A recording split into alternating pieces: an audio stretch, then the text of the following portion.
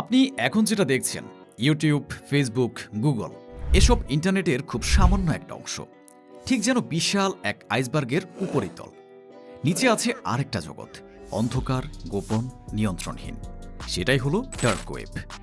আপনি কি জানেন এই জগতেই অস্ত্র বিক্রি হয় অনলাইনে, মানুষ কেনা বেচা হয়, ড্রাগস ডিল হয়, এমনকি কাউকে খুন করার জন্যেও অফার দেওয়া হয়? কিন্তু সবটাই কি সত্যি? আর এর পেছনে থাকা প্রযুক্তি, নিরাপত্তা, আদর্শ সব কিছু নিয়েই উত্তর খুঁজব আজকের ভিডিওতে। একেবারে প্রথম থেকে শেষ পর্যন্ত সাথেই থাকুন, কারণ এটা শুধুই এক নিছক ভিডিও নয়, এটা এক ভয়ঙ্কর বাস্তবতার আয়না। চলুন এই রোমাঞ্চকর যাত্রা শুরু করা যাক। ডার্ক ওয়েব কি? ডার্ক ওয়েব হচ্ছে ইন্টারনেটের সেই অংশ যা সাধারণত সার্চ ইঞ্জিনের মাধ্যমে পাওয়া যায় না। গুগলে সার্চ করলে যা যা আপনি পান তা মোট ইন্টারনেটের মাত্র 4 থেকে 5%। এর নিচে আছে ডিপ ওয়েব, যেখানে ব্যাংকের তথ্য, মেডিকেল রেকর্ড, পাবলিকলি অ্যাক্সেসযোগ্য নয় এমন ডেটা। আর তার চেয়েও গভীরে ডার্ক ওয়েব, যেটি বিশেষ ব্রাউজার ছাড়া দেখা যায় না। ইতিহাস: 1995 সালে আমেরিকার নেভাল রিসার্চ ল্যাবরেটরিতে শুরু হয়েছিল ওনিয়ন রাউটিংয়ের গবেষণা। তাদের উদ্দেশ্য ছিল সেনা বা কূটনৈতিক কর্মকর্তাদের যোগাযোগ যেন নিরাপদে থাকে। এরই ফলাফল ছিল টর প্রোটোকল, যেটি 2002 সালে পাবলিক করা হয়। আশ্চর্যজনক হলেও সত্যি, এই প্রযুক্তির বিকাশে সাহায্য করে ইউএস গভর্নমেন্টের কিছু অংশ, যেমন ডারপা এবং স্টেট ডিপার্টমেন্ট। এরপর আস্তে আস্তে হ্যাকার, অ্যাক্টিভিস্ট, এমনকি অপরাধী চক্র বুঝে যায় এই প্রযুক্তি দিয়ে গা ঢাকা দেওয়া সম্ভব। সিল্ক রোড: রচ আলব্রিজ একজন ছাত্র ছিলেন, পদার্থবিজ্ঞান নিয়ে পড়তেন। উনি লিবারেশন ভাবাদর্শে বিশ্বাস করতেন, যেখানে সরকার হস্তক্ষেপ না করে মানুষ নিজের ইচ্ছে মতো সব করতে পারে। সিল্ক রোড চালু করেন এই ধারণা থেকে যে কেউ তাদের চাহিদা অনুযায়ী যে কোনো জিনিস কিনতে পারবে। একসময় এ সাইটে 10,000-এরও বেশি প্রোডাক্ট ছিল, প্রায় $1 বিলিয়ন মূল্যের লেনদেন হয়েছিল। রস নিজেকে ডাকতেন গ্রেট পাইরেট রবার্টস নামে। তার গ্রেপ্তারের পর দেখা যায় তিনি একটি হিটম্যান সার্ভিসও হায়ার করার চেষ্টা করেছিলেন, যদিও এটি বিতর্কিত। কি বিক্রি হয়?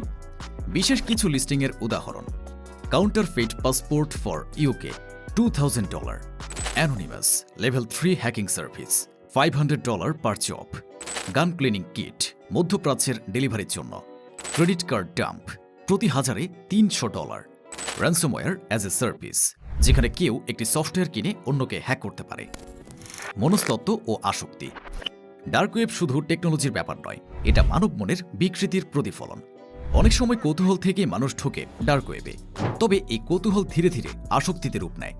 রেডিট, 4chan এবং ডিপ ওয়েব ফোরামস দেখা গেছে অনেক কম বয়সী কিশোর শুধু থ্রিলের জন্য এমন কন্টেন্ট খোঁজে।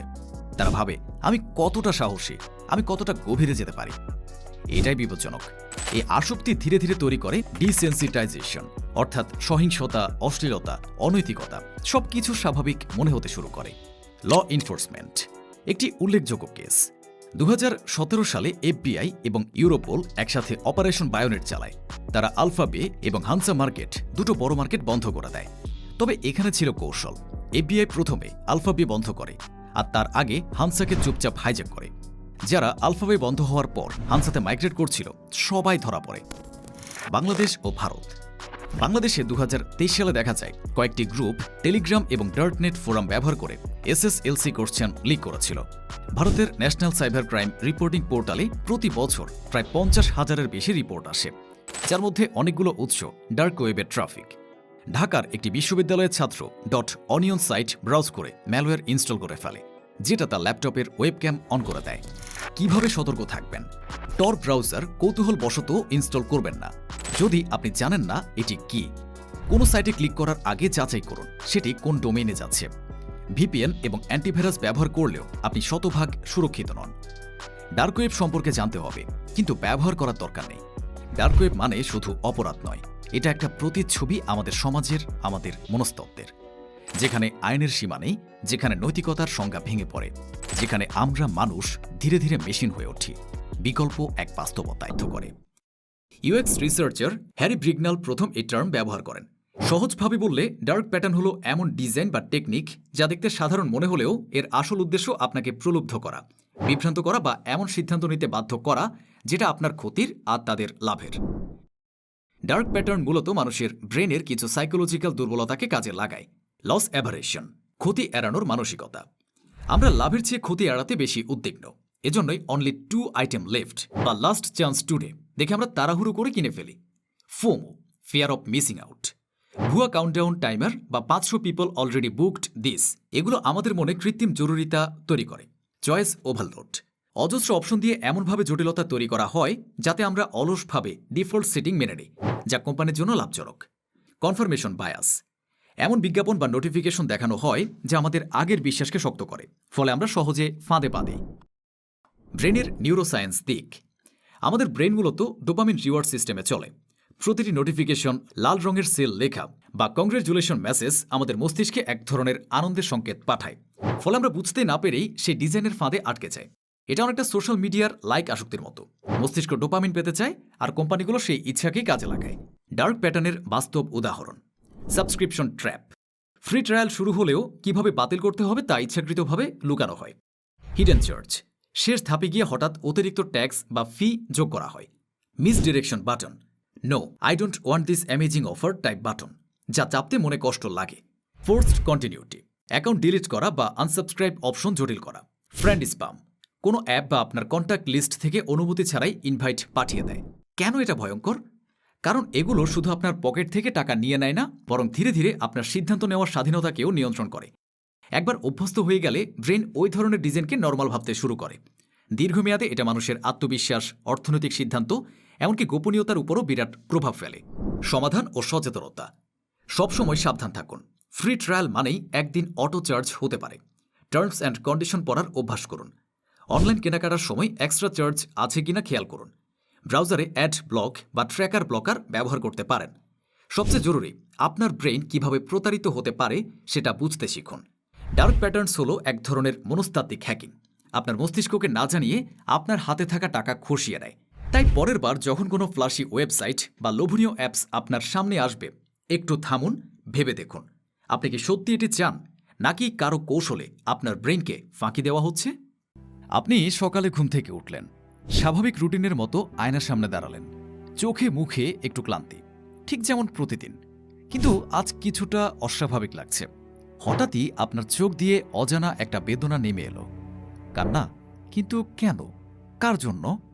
আপনার মনে পড়ছে না, কারণ আপনি তো এই মানুষটাকে চেনেন না, নামটাও আজ প্রথম শুনলেন। অথচ হৃদয়টা ভারী হয়ে আছে, গলাটা শুকিয়ে গেছে, হাত কাঁপছে। একটা অচেনা স্মৃতি আপনার মনে উকি দিচ্ছে, একটা অদেখা অনুভূতি আপনার হৃদয় দখল করে নিচ্ছে। আপনি নিজেকে জিজ্ঞেস করছেন, আমি আসলে কে? এটা কোনো সিনেমা নয়, এটা কোনো সাইফাই গল্পও নয়। এটা হতে পারে আমাদের ভবিষ্যতের বাস্তবতা, যেটাকে ধারণা করা হচ্ছে স্মৃতি ইনস্টলেশনের যুগ। কেমন হতে পারে সেই যুগ? স্মৃতি কিভাবে কাজ করে? আমাদের মস্তিষ্কের ভেতরে লুকিয়ে আছে অগণিত নিউরনের জাল, যেখানে প্রতিটি মুহূর্ত, প্রতিটি অনুভূতি, প্রতিটি স্মৃতি বৈদ্যুতিক ও রাসায়নিক সংকেত হিসাবে জমা থাকে। হিপোক্যাম্পাস নামের মস্তিষ্কের একটি অংশ এই স্মৃতিগুলোকে সংগঠিত করে, প্রক্রিয়াজাত করে এবং স্টোর করে। আপনি যখন প্রথম ভালোবাসায় পড়েন, যখন কোনো দুঃখ আপনাকে কাঁদায়, যখন কোনো ভয় আপনার হৃদস্পন্দন বাড়িয়ে দেয়, তখনই তৈরি হয় এক একটি স্মৃতির ছাপ। আর এই স্মৃতি আপনাকে আপনি করে তোলে। কিন্তু যদি কেউ আপনার মস্তিষ্কে অন্য কারো স্মৃতি ঢুকিয়ে দেয়, তাহলে কি ঘটবে? বিজ্ঞান বলছে এটা আর কল্পনা নয়। বিজ্ঞানীরা ইতিমধ্যেই স্মৃতি ট্রান্সফার নিয়ে কাজ করছেন। DARPA, ইউএসের প্রতিরক্ষা সংস্থা, মেমোরি প্রস্থেটিক্স নিয়ে গবেষণা করছে, যেখানে ব্রেনে ইলেকট্রোড বসিয়ে স্মৃতি ডিলেট, রিকল বা এমনকি নতুন স্মৃতি ইমপ্ল্যান্ট করা যাবে। 2018 সালে বিজ্ঞানীরা একটি বানরের মস্তিষ্কে ফল খাওয়ার স্মৃতি কৃত্রিমভাবে ইমপ্ল্যান্ট করেছিলেন। বানরটি সেই স্মৃতিকে বাস্তব মনে করেছিল। ইঁদুরের উপর পরীক্ষায় দেখা গেছে এক ইঁদুরের স্মৃতি আরেক ইঁদুরের মস্তিষ্কে ট্রান্সফার করা সম্ভব। দ্বিতীয় ইঁদুরটি সেই কাজ কখনো না করলেও স্মৃতি মনে রাখতে পেরেছে। তাহলে মানুষের ক্ষেত্রেও কি এটা সম্ভব? স্মৃতি ইনস্টলেশন, সম্ভাবনা ও বিপদ। ব্রেন কম্পিউটার ইন্টারফেস BCI এবং নিউরোচিপ প্রযুক্তির সাহায্যে বিজ্ঞানীরা এখন এমন ডিভাইস বানানোর চেষ্টা করছে যা সরাসরি মস্তিষ্কে স্মৃতি লিখে দিতে পারবে। ভাষা শেখা হয়ে যাবে এক ক্লিকে, অভিজ্ঞতা কেনা যাবে প্যাকেজ হিসাবে। ভালোবাসা, দুঃখ, আনন্দ সবই হতে পারে ডাউনলোডযোগ্য। কিন্তু এখানেই বড় প্রশ্ন, যদি আপনার স্মৃতি আপনার না হয়, তাহলে আপনি কে? পরিচয়ের সংকট, আইডেন্টিটি ক্রাইসিস। আপনার সমস্ত পছন্দ, বিশ্বাস, ভয়, সিদ্ধান্ত সবই তো আপনার স্মৃতি থেকে জন্ম নেয়। কিন্তু যদি আপনার মস্তিষ্কে একজন সৈনিকের স্মৃতি ঢুকিয়ে দেয়া হয়, আপনার মধ্যে একজন অপরাধীর স্মৃতি ইমপ্ল্যান্ট করা হয়। আপনি ভুলে যান আপনার প্রিয়জনকে আর মনে করেন অন্য কারো অনুভূতি। তাহলে আপনার আমিটা কোথায় থাকবে? আপনার শরীর আছে, কিন্তু মনটা কার? নৈতিকতা ও ভয়ঙ্কর সম্ভাবনা। স্মৃতি ম্যানিপুলেশন শুধু বিজ্ঞান নয়, এটা একটা অস্ত্র হতে পারে।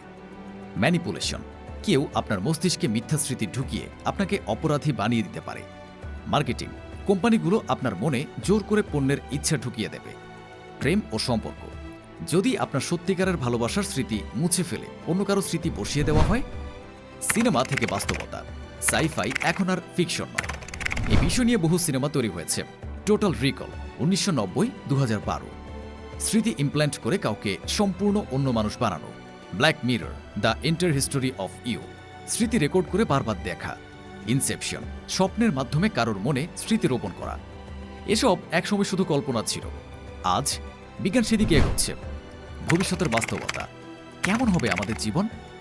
একদিন হয়তো শিশুরা স্কুলে যাবে না, জন্মের পরই স্মৃতি প্যাকেজ ডাউনলোড করবে। পাসপোর্ট বা আইডি কার্ড নয়, আপনার পরিচয় হবে আপনার মস্তিষ্কের কন্টেন্ট। ভালোবাসা হবে ক্লিক ইনস্টল যোগ্য, সম্পর্ক হবে সফটওয়্যার আপডেটের মতো। কিন্তু তখন কি আমরা মানুষ থাকব, নাকি হয়ে যাব শুধুই স্মৃতির কন্টেইনার? আপনার কি মনে হয়? আপনি কি চান আপনার মস্তিষ্কে অন্য কারো স্মৃতি ঢুকিয়ে দেয়া হোক, নাকি এই প্রযুক্তি থেকে দূরেই থাকবেন? মন্তব্য করে জানান। আপনি যদি এই ভিডিওতে কিছু শিখে থাকেন, প্লিজ লাইক দিন, শেয়ার করুন আপনার বন্ধুদের সঙ্গে এবং সাবস্ক্রাইব করুন সপ্তরঙ্গকে। কারণ আমরা এমন কিছু বলি যা সাধারণ কেউ বলে না। জ্ঞান, সাহস আর সত্যের গল্প সপ্তরঙ্গ এর মাধ্যমে।